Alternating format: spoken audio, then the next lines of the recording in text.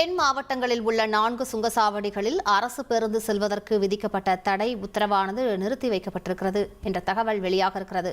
கூடுதல் விவரங்களை செய்தியாளர் சுரேஷ் வழங்க கேட்கலாம். சுரேஷ் வணக்கம்.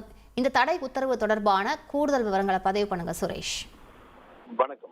தென் மாவட்டங்களுக்கு செல்லக்கூடிய தேசிய நெடுஞ்சாலையில மதுரை, கன்னியாகுமரி, எட்டூர் வட்டம், சாலைப்புதூர், மதுரை, நாங்குநேரி, கன்னியாகுமரி ஆகிய வழித்தடங்கள்ல இருக்கக்கூடிய கப்பலூர், எட்டூர் வட்டம், அதுபோல சாலைப்புதூர் மற்றும் நாங்குநேரி ஆகிய 4 சுங்கச்சாவடிகள் வழியாக அரசு போக்குவரத்து கழக பேருந்துகளை இயக்குவதன் மூலமாக சுங்கச்சாவடிக்கு கட்டண பாக்கியாக 276 கோடி ரூபாய் இருக்கிறது. அந்த கட்டண பாக்கியை வசூலிக்க செலுத்த உத்தரவிட வேண்டும் என்ற கோரிக்கையுடன் இந்த 4 சுங்கச்சாவடிகளையும் பராமரிக்கக்கூடிய நிறுவனங்கள் உயர்நீதிமன்றத்தில் வழக்குகளை தாக்கல் செய்திருந்தன.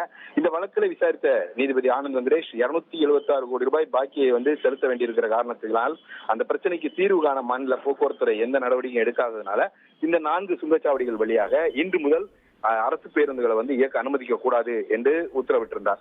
இந்த நிலையில இந்த உத்தரவை மாற்றி அமைக்க வேண்டும் என்ற கோரிக்கையுடன் அரசின் கூடுதல் தலைமை வழக்கறிஞர் ரவீந்திரன் நேற்று நீதிபதி ஆனந்த் வெங்கடேஷ் முன்பு முறையீடு செய்திருந்தார். அப்போது இந்த பிரச்சனை தொடர்பாக நல்ல தீர்வுடன் வருவதாகவும் வழக்கை நாளை விசாரணைக்கு எடுத்துக்கொள்ள வேண்டும் என்ற ஒரு கோரிக்கையை முன்வைத்திருந்தார். அதை ஏற்றுக்கொண்டு இந்த வழக்கு இன்றைக்கு நீதிபதி ஆனந்த் வெங்கடேஷ் முன்பு பட்டியலிடப்பட்டிருந்தது. வழக்கு இன்றைக்கு விசாரணைக்கு வந்தபோது தமிழக அரசின் கூடுதல் தலைமை வழக்கறிஞர் ஆஜராகி இந்த பிரச்சனை தொடர்பாக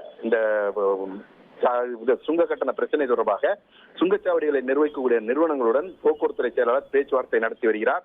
அதனால் இந்த உத்தரவை நிறுத்தி வைக்க வேண்டும் என்ற ஒரு கோரிக்கையை அவர் முன்வைத்தார். இதை ஏற்றுக்கொண்ட நீதிபதி அரசு தகவலை ஏற்றுக்கொண்டு அந்த பேருந்துகளை இயக்க அனுமதிக்க கூடாது என்று பிறப்பித்த உத்தரவை ஜூலை 31 வரைக்கும் நிறுத்தி வைத்து நீதிபதி ஆனந்த் வெங்கடேஷ் உத்தரவிட்டிருக்கிறார்.